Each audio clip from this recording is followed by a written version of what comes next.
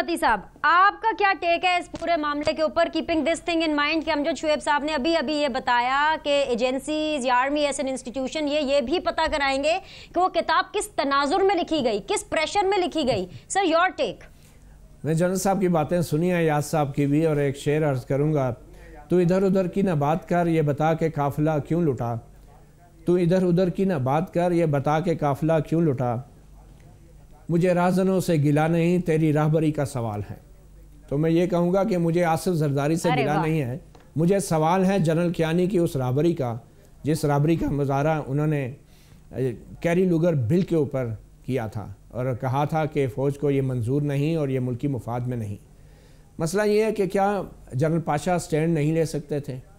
और मुझे तो ये लगता है कि ये वाहिद मौका था जब जनरल पाशा साहब ने जरदारी साहब के किसी हुक्म की तकमील की, क्योंकि वो दौर अगर आपको याद हो तो सब यही कहते थे कि आसिफ जरदारी साहब तो आज गए और कल गए, जबकि जो कुछ हुआ बाद में वो ये साबित करता है कि मेमो कमीशन के ऊपर और उससे बहुत पहले बल्कि कैरी लुगर बिल के ऊपर जिस तरह का स्टैंड फ़ौज ने लिया था, तो ये बिल्कुल नहीं मानने वाली बात कि जनरल पाशा ने जो है सदर पाकिस्तान आसिफ अली जरदारी के पहले से तयशुदा मनसूबे पे अमल दरामद के लिए सर तस्लीम खम किया और उस पर अमल दरामद जो है वो वफाकी हुकूमत के अहकामात की बजावरी में किया।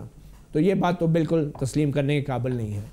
जहाँ तक बात दलाइल की है, उससे ये लगता है कि गो के फ़ौज इस तमाम मामले में मुलव्वस नहीं थी, शामिल नहीं थी, और जनरल पाशा का ख़ासकर इसमें कोई कसूर नहीं था। मगर जो भी हुआ वो सही हुआ, और उसके लिए मैं यही कहूँगा ये जुर्म मैंने किया नहीं, मगर जो हुआ वो सही हुआ। ये भी एक अजीब सी दलील है कि मरे हुए दो मकतूलीन वो डाकू हो सकते हैं, वो चोर हो सकते हैं, और वैसे हमारे यहाँ तो ज़िंदा लोगों को भी गद्दार और चोर और डाकू करार दे दिया जाता है। चले अब तो वो मर गए, उनकी तरफ से कोई जवाब देने वाला नहीं, उनमें से एक की बेवा ने खुदकुशी भी कर ली, अब वो भी आके नहीं कह सकती कि मेरा शोर CIA का एजेंट नहीं था। मुझे अफसोस इस बात का है कि मैं ये अब सुन रहा हूँ कि वो भी CIA के एजेंट थे और उनकी जेब से भी डॉलर निकले थे।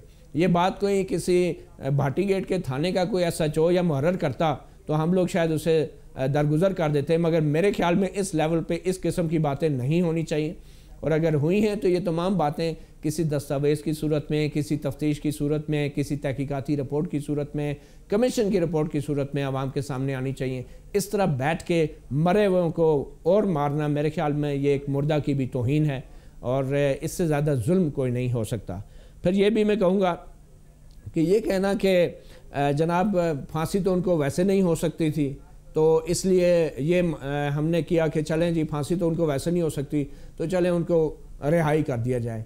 ये भी एक बहुत बड़ा जुल्म है। हमारा एक निज़ाम अदल है, एक कानून है, आप बेशक रिहा करें, ज़ाहिरी बात है। अब वो भारत का कुलभूषण जाधव तो है नहीं कि जिसके साथ नर्म रवैये का इल्ज़ाम आप एक सियासी हुकूमत पर लगा के वज़ीर आज़म तक को कहें कि ज़ाती ताल्लुकात निभा रहे हैं। वो एक अमरीकी एजेंट है, इसलिए ये हमारा फ़र्ज़ बन गया था कि उस अमरीकी एजेंट को अगर सियासी हुकूमत नहीं रिहा करेगी तो हम कर देंगे, और अगर हम नहीं करेंगे तो सियासी हुकूमत की मदद कर देंगे।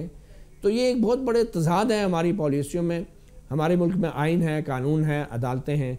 बदकिस्मती से आसिफ जरदारी, जनरल कियानी, जनरल पाशा और जो दूसरे लोग थे अदालतों में, इवन वो जज जिसने फ़ैसला सुना, वो वकील जिन्होंने लवाइकीन के वकील की अदम मौजूदगी में अंगूठे लगवाए हल्फिया बयानात पे, वो सारों ने मिल के इस कानून और इस आइन और इस अदालत का मजाक उड़ाया है। इन सारी सियासी क़यादत ने, अदलिया के लोगों ने, वकीलों ने, और मैं ये नहीं कह रहा जनरल पाशा ज़िम्मेदार है, मैं समझता हूँ जनरल जरदारी भी बराबर के ज़िम्मेदार हैं।